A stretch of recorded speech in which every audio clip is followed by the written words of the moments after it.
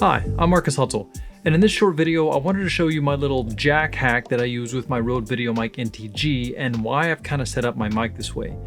For starters, I've had the Rode VideoMic NTG for over a year now. It's been a great mic for almost all of my YouTube videos and my virtual meetings. It really had all the features and options that I wanted in a mic when I got it, except for one thing. And that's the fact that the main output is a 1/8 inch or 3.5 millimeter style jack instead of an XLR output. Now, having an 1/8 inch jack makes sense in many ways for this mic because it's mainly meant as an on-camera mic, and it's just easier to plug the mic into a mirrorless camera when mounted on top because, most mirrorless and DSLR cameras have that smaller 1/8 inch input, and it just makes this mic more able to adapt to different needs. However, over the years, I've had lots of jacks on various equipment, both 1/8 inch and even 1/4 inch jacks, just wear out over time. And that's due to the fact of how these style of jacks work. When you insert and remove the plug over and over, the contacts inside the jack have to slide over each of the tip, ring, sleeve sections of the plug. And since those contacts inside these style jacks are used thousands of times over and over and over, they can just get worn out and loose over time due to the stress on the tiny metal hinge point of those contacts. It's literally just bending a small piece of metal over and over, and they can break and just get loose over time. We've probably all experienced this on some equipment, especially headphone jacks, when you move the headphone cable around while it's inserted and the left and right channels may get scratchy or drop out completely. Same style jack on this. It's not the fault of Rode or any other manufacturer, it's just the nature of TS, TRS, and TRRS style jacks. So I wanted to make my VideoMic NTG last a long time and try to limit this potential problem down the road. I wanted to limit how many times I'd actually have to plug cables into and out of this small port. So I took the 1/8 inch cable that comes with the mic and I basically installed it semi-permanently on the shock mount. Let me show you. Let's take this off for a little better view. Go ahead and detach the cable from the mic and take the mic out of the shock mount here. So I took the cable they supplied with the mic and I routed the cable through the mounting points here in the bottom of the shock mount that are designed to receive and hold the included cable. And then I just kind of wound the rest of the cable around the shock mount to take up all the slack and used tiny zip ties to lock the cable in place and keep it from moving. And I ended the cable down here on the side/bottom with enough room left to add a 1/8 inch coupler to the end. And I'll take it apart here so you can see the coupler here. There's one end of the cable. It's wrapped all the way around the bottom, goes around the back there, goes through the holder, and there's the other end of the cable. So I keep the coupler here on the end, and almost forgot because I removed it for this video, I secure the coupler to the cable with a small piece of gaff tape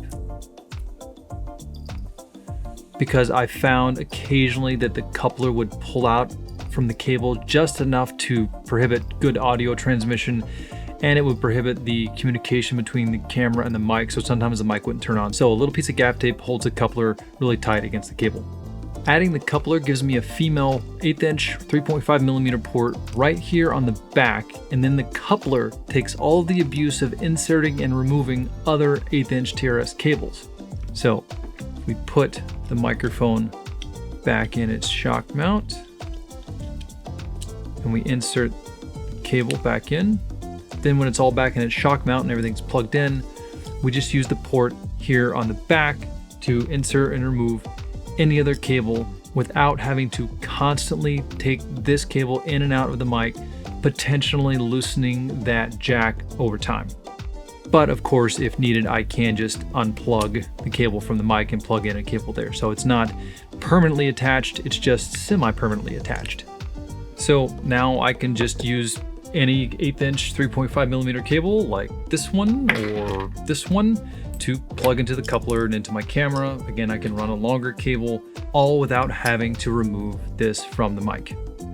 Now, keep in mind that the included cable is a TRRS cable. It has 3 rings of separation on both ends of the cable.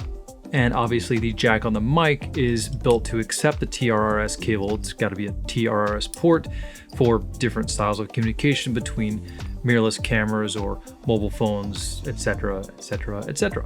And I wondered before doing this hack if using the coupler and turning the port into only a TRS jack here on the back would affect the communication and the functionality of this mic. Because remember, this microphone communicates enough with your camera over the cable itself so that when you turn the camera on, the mic turns on, and when you turn the camera off, the mic turns off. So I wondered if doing this hack would affect that at all.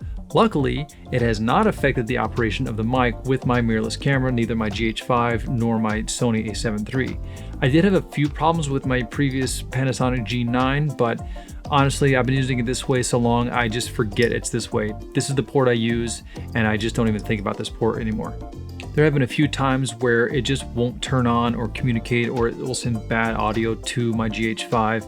So sometimes that just requires unplugging and plugging the cable back into the coupler, or doing a hard reset on the mic by just turning it off or turning it back on. So that's always fixed it, and generally it's not a problem. I really don't think about it anymore. But like any good audio person, always check your signal with both your visual audio meters on the camera and with a pair of headphones to ensure your signal sounds good as well as has enough level to the camera. I also never use this mic with my iPhone or any other mobile devices, so I can't really test or verify if the TRS coupler would work in those scenarios, but I'm assuming it would not work. You probably need to stick with using the TRRS cable with mobile devices, or maybe put a TRRS coupler instead of a TRS coupler on the end. But I just don't use this with mobile devices, so it's not a big concern for me.